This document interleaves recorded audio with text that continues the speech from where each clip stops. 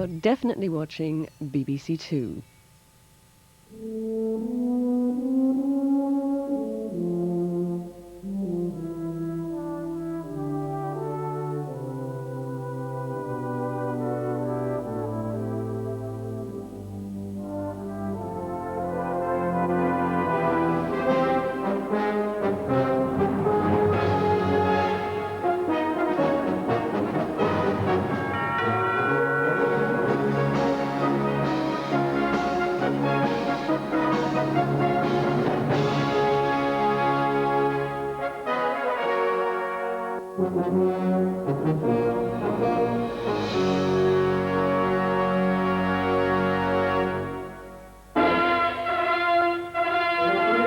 On its opening night in May 1956, Granada Television transmitted a tribute to the BBC.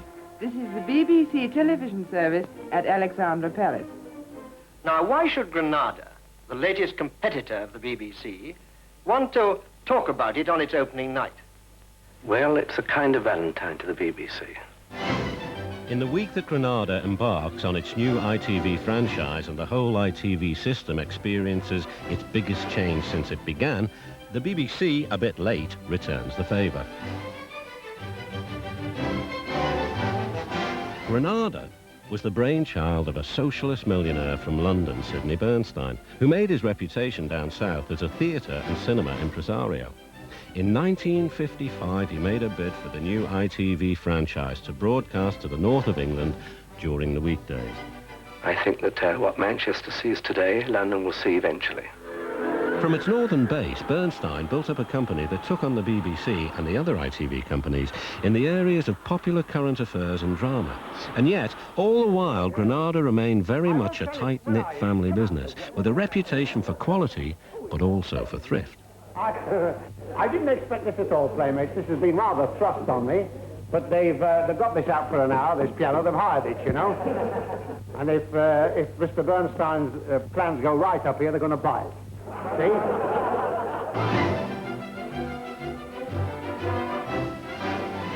In a moment, the series that has become synonymous with Granada, Coronation Street. In this classic programme, Elsie Tanner battles it out with Ina Sharples over a poisoned pen letter. Not for nothing has this episode been called High Noon.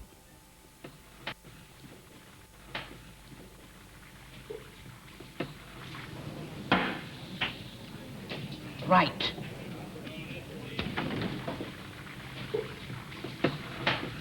Right. Take London! That's followed by a film narrated by Ludovic Kennedy recalling the story of Granada, the company that has been called the BBC of the North. The opening night was murder. By 6 o'clock, it was clear that the guy who was the lead man in our opening programme was smashed out of his mind. Everything was done, like putting him under a cold shower, black coffee by the pint, and so on. I want you to meet one of the fellows who is responsible for building all this vast, intricate, mysterious network of electronics around here. University Challenge. Asking the questions, Bamber Gascoigne.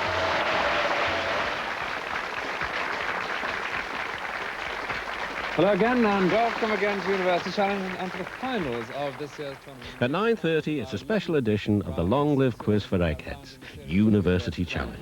A team of former contestants, all whom have gone on to do greater things, take on a crack team of today's undergraduates. Queen's Fry. Sorry, hang on. Just to hurry you. It is...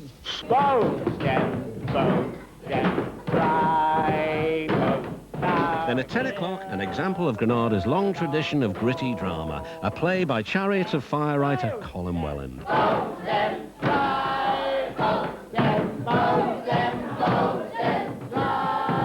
You systematically went for Latimer last night. You singled him out time after time, deliberately. A room full of zombies, yelling, peeing themselves to be picked out. But you chose him every time. It could have been anybody. Liar. You went for him. You dragged him from the washroom, knowing that he was petrified, frightened out of his wits. Did you or didn't you? This is the normal 1970. You know, Latimer's right. You are a bloody sadist.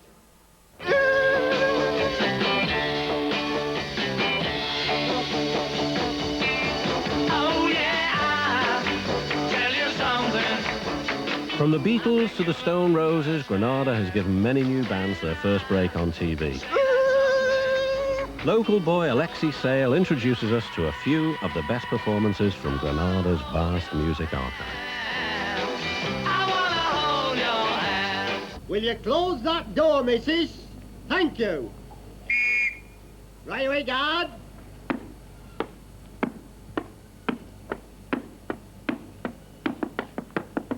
It's grim up north, full of flat caps, football and ferrets, and of course, northern cliches. In programmes from Coronation Street to Nearest and Dearest, from brass to the dustbin men, Granada has created but also played around with some of those myths. At 11:30, Granadaland presents a celebration of this very particular culture of the north of England. Why you got save written on your hat? Is it 'cause you can't spell United? Is it 'cause you're a dustman and city's rubbish?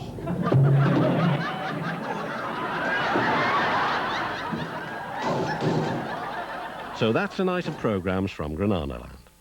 But now, it's high noon, it's Coronation Street.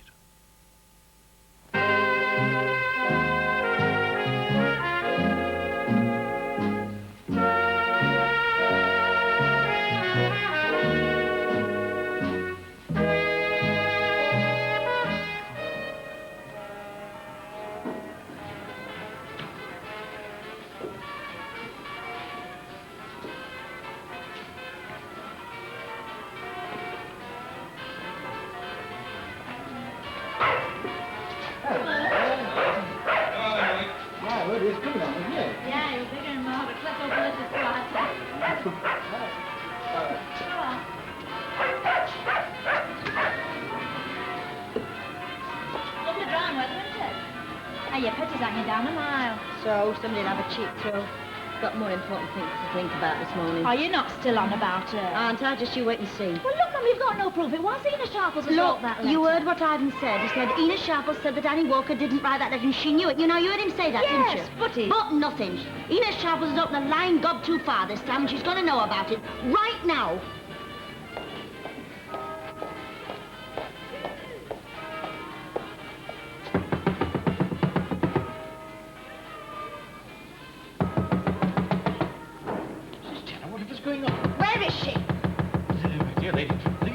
Unseemly. We're just about to conduct a religious service. Oh, she's inside, is she? Hiding behind her religious principles, just like her, the hypocritical old bag. Oh, come. We mustn't have such profanity on the Sabbath, or indeed any other day. Mrs. Sharples has gone to visit her sister. Oh, more likely gone to polish her horns. She said she would be back about midday. Oh, did she? Well, in that case, I'm going. And you can tell her I've been. Oh, and while you're about it, you can tell her I'll be back. Oh, good morning, Mrs. Tanner. Lovely morning. I haven't noticed. Well, that's not like her, you know. Or perhaps she's worried about that letter, you know. It seems so daft to me, Ken. You know, this is just how I like it, Ken. Anyway, it's none of our business. No, but it's worrying, you know, when a thing like this happens. Yeah, well, if you get a decent paper for a change, Dad, you'd realise there's a bit more to worry about in this world than Elsie Tanner and her boyfriend. You mean about your bombs? Yeah, I mean about the bombs and that. And they're not just my bombs and the Observer's, you know. Well, I know I may be wrong, lad, but somehow I just don't see it the same way as you do. I mean, Khrushchev and Kennedy, they don't live in Coronation Street, but, well, Elsie Tanner does, you know. Look, you can't just think about your own street nowadays, Dad. We're living with people on the other side of the world, you know. Yeah, well, that it'll all come out in wash, lad. I'm going in for a read. You coming? Yeah, but, I married a female headhunter. Runcorn girls sold as slave. Palace window cleaner tells all. Aye, the Coronation Street bedwarmer could tell all and all. Where's my flaming cigarettes? How the heck should I know? Well, you can just get your baby dolls off and run down to the corner No, on second thoughts, you stay where you are. I'll go myself. It'll be a lot quicker in the long run. Yeah, what are you doing with that? That's my best jacket. Well, if it is, you shouldn't hang it up on the floor. See, 2 and 6, 3 bob, 2 and 10. That's mine. Yeah, I know your motto. What's mine's yours and what's yours is your own. Well, things are going to change around here, lad, I'll tell you. Oh, not again. What was that? Now, look, You can start by tidying this place up. You can get them pyjamas off. I'm sick to death of seeing you lounging around like Marlon Brando. But I've less of this place looking like a pigsty, and you can hang that up for a start and pick these papers up off the floor. Won't do you any harm to do something a bit useful for a change. Charming. I don't see why you should pick on me just because you've got the dead needle to Dracula's mother. It's not that, if you must know. I've got something else on my mind. You're doing a lot of gallivanting these days. I mean, you never used to get your dressing gown off till dinner time on Sundays. I've told you I've got something else on my mind. Oh, yeah, Ena. No, Mr. Clever Clog, it's not Ena, not just yet. Got a much harder nut to crack, and I'll thank you to mind your own business anyway. Oh, aren't we little Miss Sweetness and Light this morning? You'll be little Miss Sweetness and Light if you don't get this place cleared up by the time I get back. What's the use? We should be wanting some new pot towels, love. These are all going in holes. I never liked them anyway. They left lint all over the glasses. So, what do you think you're going to do about it, eh? Different ones, of course. No, I meant Elsie. Do about it? I fail to see as it's up to me to do anything. Well, you're bound to see her sooner or later. I do hope there's going to be no nastiness. Honestly, Jack Walker, to hear you talk, anyone would think I had written that wretched letter. I suppose the whole business is my fault now. Nay, I didn't mean that, lass, but I hate atmospheres. They upset me. I like everything to be nice and friendly-like, especially in my own pub. Oh, do you? Well, isn't that nice? I suppose if Dr. Crippen were to come in here and do me in front of your very eyes, you'd serve him a drink and wish him a Merry Christmas.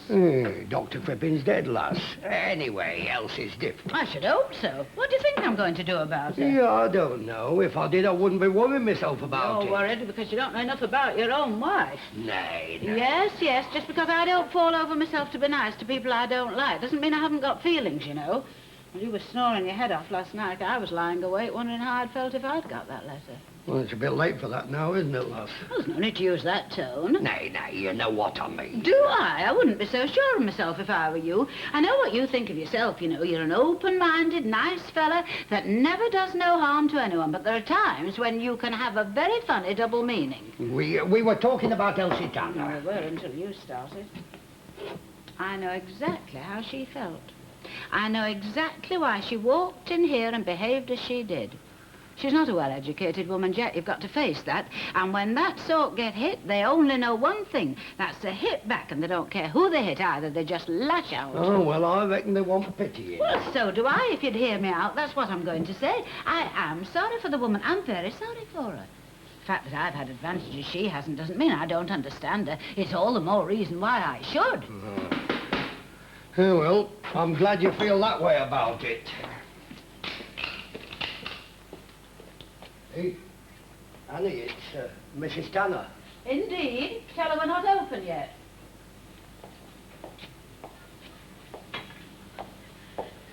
I know that, Mrs. Walker. That's not what I've come for. I'd like to have a word with you. Yes? About last night, I want to say thank you very much for the brandy. Oh, you needn't have trouble. I should have done the same for anyone who was in the state you were in. Yes, I know that. And I've not come for that, though I was grateful. Mrs. Walker, I'm very sorry. I should think so. I don't know what come over me. I knew perfectly well that you wouldn't have written a letter like that. I was just so upset I didn't know what I was doing. I suppose you know half Coronation Street heard what you went on, quite apart from my own feelings in the matter. I'll apologise in front of them all, if you like. There's no need to. I'm quite capable of accepting an apology by myself. Then do you? Yes, I do. All right, then. Good morning, Mrs. Tanner. Good morning, Mrs. Walker. Good morning. Well, I'll go to her house. I thought you were sorry for her. Well, it's one thing telling you, but it's another thing telling her. I don't want her coming in accusing me, you know, every time something goes wrong. And they say men make wars. Oh, well, we have the sense to fight with words, love. That way no one gets killed. Are you dressed yet? Oh, give us a chance. I've only just got up. I'm having a sandwich. I'm dead hungry. Yeah, must be hard graft lying in bed. Where's Mum? Out. Well, I didn't think she was hiding underneath the table. Hey, has she seen Ena yet? Yeah, no, I don't know. You're not interested, are you? Oh, honestly, Dennis Tanner, sometimes I think you're more like a stranger than my own flesh and blood. Maybe I am. Maybe my mum just found a shivering little bundle on the doorstep one day and that were me. Well, that wouldn't surprise me for the amount of interest you show in her affairs. I can't help it if I keep my feelings hidden, can I? Not like you women nattering and wailing all over the place. I'm going back to bed for a bit of peace and quiet. Haven't you got home to go to? Yeah, I'll go back to it if you like. This happens to be my Sunday for making the dinner. Just come in to see if you've got enough spuds. As a matter of fact, I'd forgotten. I suppose that's supposed to be an apology. Oh, will you shut up about apologies? I've had enough apologising to one madam this morning. Who? You get yourself dressed. Annie Walker, I suppose. Well, you've only got yourself to blame. Oh, go on. Sympathise. I expected that from you. I was only telling you. Well, I don't need telling. Honest, you go on about him, but he's got more consideration than all of you put together. You've no feelings whatsoever. So now we know. So now we know. Now I've forgotten my flaming cigarettes. Well, I might expect you not to say anything. Oh, my gum, you early. Have you been standing on the Thurstones will be all right. 2 pints, please, look. Good supping. Aye, by gum, she's getting on all right, isn't she? Look at them bumps, eh? What bumps? Them on your arms, darling. Oh, where did you think I meant? Well, I never know with you and your one-track mind. Aye, dead track they sometimes call it, you know. I mean, pulling the pints, getting muscles, you know. Yeah, and I suppose you're developing yours, drinking them. Go on, tell us how you're in training for the Mr. Universe contest. No respect for the customers, this one. It's getting dead cheeky, isn't she? I seem to remember they had an Irish barmaid here. And from what I heard, she had you two pretty well taped. I'll tell you something else, love. She still has. Unless to a quiet night. Jesus, lass, what have you done now? Mr. Walker, I'm ever so sorry. It just slipped out my hand. My gum. Here. That's all it. It were Annie's favourite. Well, I'll buy her another. Hey, now, lass, this has been in the family nigh on 50 years. And I wouldn't mind betting it was found on Midden in first place. Isn't it very valuable, then? I doubt it. But that won't stop Annie thinking it is when she sees what you've done with it. Hey, give it here, Jack. I'll take it round to Albert Tetlock. He'll be able to fix it before she gets back. He's marvellous at fixing things up, he is, you know. Any scruffy old thing, he'd make like a new pin in no time. Hey, well, you better take your friend along while you're at it. He looks as though he could do with a bit of renovating. You mean to say you used 3/4 of a pint of milk and only half the quantity to fuel things? Yes, and you see it went all sad and soggy in the middle. No, Minnie Caldwell, if anything's sad and soggy in the middle, it's you. Can we have 2 milk stouts, please? And we'll have them in here for a change, seeing as how it's Sunday. Hello, Elsie. 20 cigarettes, please, Tip. Oh, what's the matter with Aunt Elsie this morning? That face had turned the milk sour. I'm sorry, it's the only one I've got. I've had it for some years and I've no intentions of changing it now. Come on, love, I was only joking. Aye, well, there's too much of that goes on round here and all. People want to think what they say before they open their big traps. Oh, what have I done? I wasn't referring to you in particular, but there's a certain airnetted old bitch that comes in here that... Nay, Elsie, now. You mustn't talk like that about it. Why shouldn't I? Why shouldn't I say what I think? She didn't care what I thought when she sent me that filthy lying muck in that letter. Look, she's been asking for trouble for years now with that vicious wagging tongue of hers. Well, this time she's going to get it because she's come to the right one. Well, I wouldn't go jumping to conclusions if I was you, Elsie. Well, you're not me, so you're in no position to say. Yeah, well, don't be late. I shall sit out. Yeah, I know. You just said you'd help out over lunchtime. Well, see, that's all it is and all. And don't forget we're next door. If you come back after 2, you'll be having charcoal and 2 veg for dinner. Hey, what have you got in your hand? Oh, it's Bob Smith's letter. I haven't read through yet. Oh, how's he doing? Smashing. He thinks Canada is wonderful. He sent some wonderful photos. Oh, let's have a look then. Oh, Linda, I've got to go. I'm late Just already. hang on whilst I look at these. Hey! Hey, it's just like a film, only real. He's certainly done well for himself. Oh, look at all them drying cupboards. Hey, and a spin dryer. Oh, doesn't it make you sick? Oh, I go for the outside balcony. It's a port. Yeah, well, whatever it is. Oh, I can just see myself sitting on that, knitting and eating chocolates, listening to a transistor radio. What's he done? Come up on pools or somewhere? Of course he hasn't come up on pools. I must go, Linda. Oh, yeah, so you just hang on. Well, he must say so he comes on to the pools on me. You don't say he got all this just by working. Of course. Pan will be there. He's like me. Except they pay him 5 times as much. Oh, yeah, I know about that. 5 times as much, but everything costs 5 times more, so you're back where you started, aren't you? Does it look like it? No. Hey, well, I can't stop gassing to you all day. Now, don't be late now, will you? All right, 2 o'clock. Yeah, that's right. Ta-da. Oh. Wonder if you'd ever have a kitchen like that, love. At least you don't have to scrimp and scrape like your old mum and dad. It's a funny thing. When you're kids, you can't wait to grow up, and when you're grown up, it's all worry. Nothing but worry.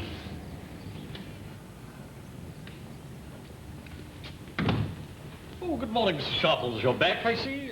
Sherlock Holmes rides again. How did you spot that? I have a message for you from Mrs. Tanner. S-W-A-L-K, I suppose. I beg your pardon. Sealed with a loving kiss. Oh, you live in a world of your own, Leonard Smith, so you start... What'd she want? She said she wanted to talk to you. Well, I didn't think she was coming to bring me a bunch of flowers. Do you mean she come here, to the mission?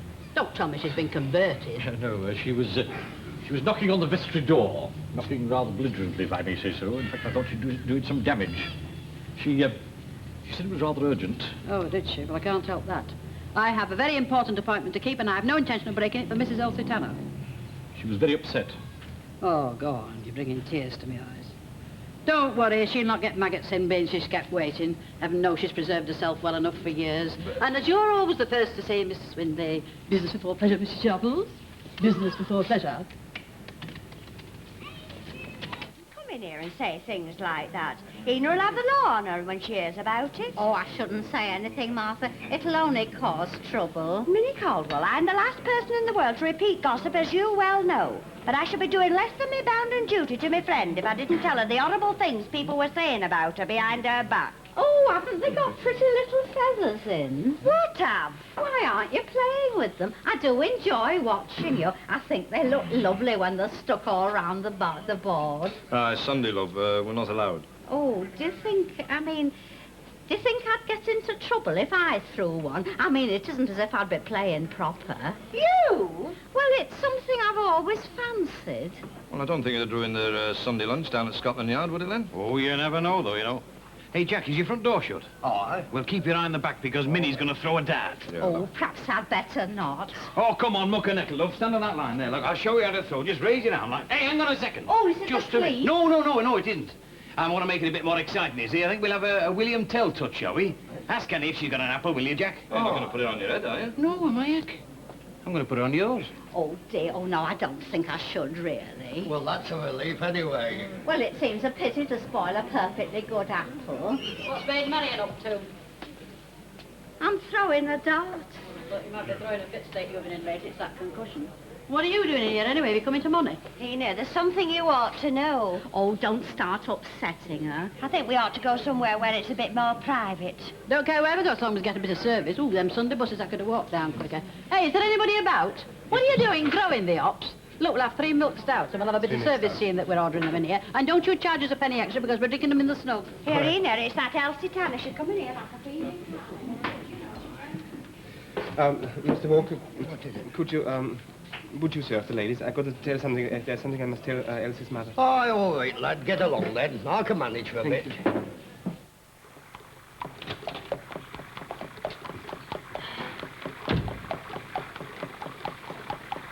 Is that a pudding you're making? Yeah, Yorkshire.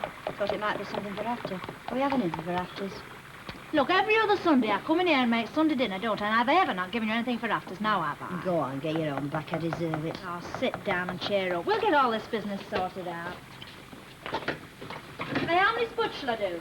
Oh, I don't know, just enough for you and Ivan and Dennis. I'm a bit off my food. Well, what are you on about pudding for, then? Well, I thought I might manage a bit of rice or sago or something. Oh, it's not as bad as all that. Oh, isn't it? You don't know the half of it. My inside's churning up with aggravation. Hello. Hey, you're back early. Dinner's not ready yet. I haven't come back for dinner. Oh, what is it, Ivan? What's wrong? Ma'am, you shouldn't have said those things about Mrs. Sharples. Mr. Walker told me all about have. it. You come back starting more bother. I only said what was right. Linda, I'm trying to stop bother. Well, Mrs. Sharples had the row of snow and her friend's telling her all about it. Oh, she's in there, is she? Right, ma'am. I'm finishing my cigarette. Oh, now look what you've done. This was supposed to be a respectable house. I don't have the face to call it that and allow such language to be used on the premises. I should like to point out, Mrs. Sharples, that I wasn't on the premises when the incident occurred. Unfortunately, I'd gone round to Mrs. Lindley's. Otherwise, you can rest assured it would never have happened. I'm not interested whether you were here or not. All I know is that my good name has been sullied, and as you and your husband are the licensees of these premises, I shall hold you partly responsible for any action I may take. Oh, but Ena, it wasn't Mrs. Walker who said it. It were Elsie Tanner. She knows that. No, I've not forgotten. What are you going to do, Ena? She's going round to see that Elsie Tanner. Yes, when I'm ready. I've never been one to turn my back on a row, and I'm blowed if I'm going to allow it to interfere with my pleasure.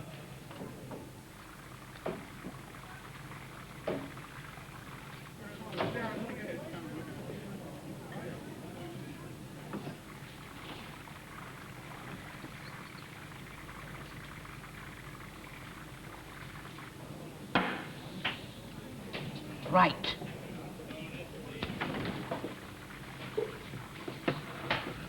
Right.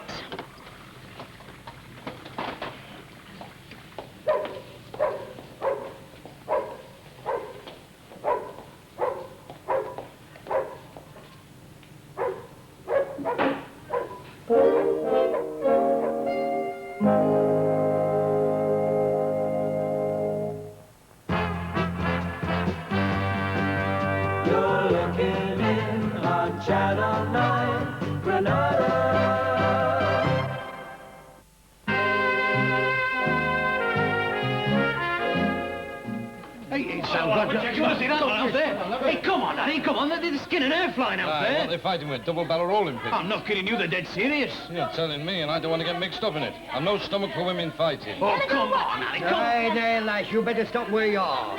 Here, you're not going, are you? Here, I wouldn't lower myself. Still, it's your party to blame for what's happened. Perhaps I'd better go and see if I can put things right. Come on, Dora. Here, what do you mean? There never have been no good. It's a well-known fact. People have been talking about you for years. Oh, I'd expect you to know something like that. Every lying bit of gossip that goes about what you don't know, you make up. We don't need sewers around here. We've got Ina Sharples. I got something wrong with a woman that can't hang on to her husband. At least mine wasn't carried out feet first. What do you mean by that, eh? What do you mean by that? Are you listening to this or to what? You was witnesses after this. It's no secret round here that you lashed him to death with that fish time. By gum, all this and the Sally Army, too. You murdered him. He was only too glad to go. That's all. Let's going on. Oh, I'd get back into bed if I were you. Kids of yours that are going on. You leave my cab out of this. I only need to say what I've got to say. I'm not ashamed of anything I've done, and I'm not afraid of the truth either. Dennis, get up! What's up now? We've been in the fair room. You let me in and out this bed like a flaming yo-yo. Ma'am, she's gone raving mad. Oh, what's she done now? Not what she's done. What she might. She's having a slanging match in the street with Ina Sharples, and I've had to go back to the Rovers, and I can't leave the baby. Well, what do you want me to do about it? Joe, you've got to go out there and stop them. Who, me? Oh, Dennis, this is serious. Yeah, well, keep your hair on and stop worrying. She can look after herself now, man. Oh. Tell you, I don't like it. Oh, it had to happen sooner or later. It'll clear the air Well, why didn't somebody stop them? Well, they never do. They just stand back till the fighting starts. Hey, they haven't come to that yet, but they will do it if someone doesn't stop them. Well, just look at everybody. For anything that matters, they'll be at home watching the telly. I've listened to you talking as long as I can, but this time, I've only sat back out of respect for your age, but this time I'm going to land you one so help me. That's right. Go on. Strike a poor old defenseless woman. That's just about your level, Elsie Tanner. But before you raise your hand and damn yourself forever if you haven't already done it, you'll listen to me for a minute or two. I know all about that letter, and personally I haven't the slightest doubt that everything in it is now but God's own truth. You think on this, Elsie Tanner. I know plenty about you. I know plenty about you that you don't think I know. I could have written a full-length book about you, let alone a letter, but if I had written it, it wouldn't have come anonymous. Oh, no. I've never been afraid to stand behind my own beliefs. If I had written the flaming thing, it'd have had Ina Sharples in big black letters at the bottom of it, well, you know it. Now go on, stand there and deny it. Oh, listen, Elsie, you got it out of your system. Come on in and have a drink. There's a good girl. Ah, come on, ladies. It was only a misunderstanding, wasn't it, really? Want to kiss and make friends, eh? Well, make friends anyway. Dennis, take me over. Yeah, come on, man. Get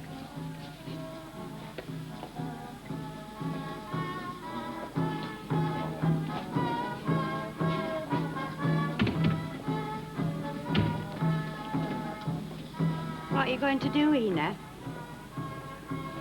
Come on, love, and I'll buy you a drink.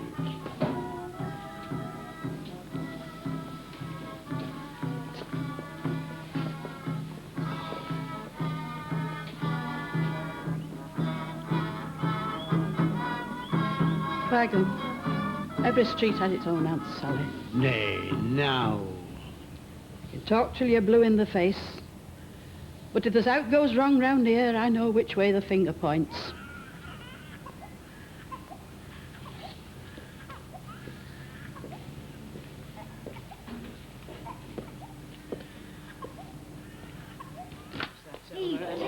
By gum, you can say what you like, but you know Ina Sharples, she's a character. I'll tell you one thing, I'm glad our Lucille was at Sunday school. Ah, she'd have been right in the thick of that, love, wouldn't she? I don't know about you, but I'm most dust up out there. Give me a heck of a thirst. Come on, let's have a pint, shall we? Right. Come on, don't keep your best customers waiting, love. Hey, come on. Look at that miles away. Well, I was just thinking, now the excitement's over, I've remembered the plate. Hey, do you think she'll sack me? Oh, Annie's not like that, love. Oh, and what isn't Annie like? Aye, that'll be telling. You know, I think she's got 2 pairs of ears, this one. Ah, well, in that case, when next time you're talking about me, you better be a bit more circumspect. No, there's been enough fights for one morning without you two entering the lists.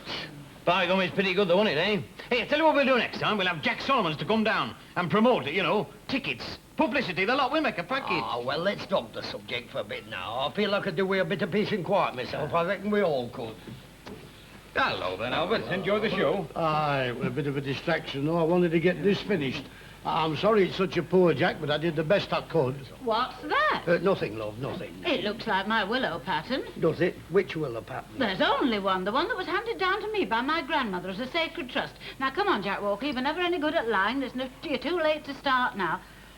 Well...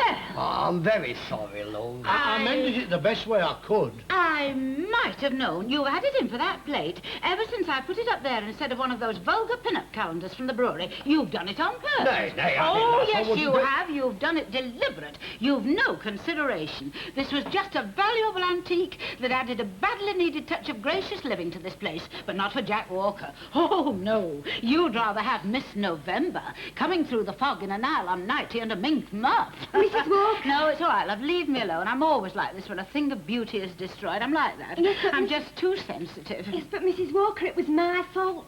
What? Yes, it was me. It just slipped out my hand and broke. You mean you broke it? Yeah. Oh, well, don't bother, love. Worse things happen at sea. I never liked the thing anyway. Well, I'll go to the back of our house. Well, by gum, we're living it up in Coronation Street this morning, aren't we? You know, before long we'll be picking sides and glaring at each other over the tops of sandbags. You know. I'm in charge of the baddies anyway. By gum, it's a Sunday and a half it's been this morning, eh? Well, I'm glad the bother's all over. Perhaps we can settle down for a bit now. Aye, perhaps it's not all over. What do you mean? Well, one thing you all seem to have forgotten. Oh, what's that? Well, Vina didn't write that letter, and Annie didn't write it. Who the heck did?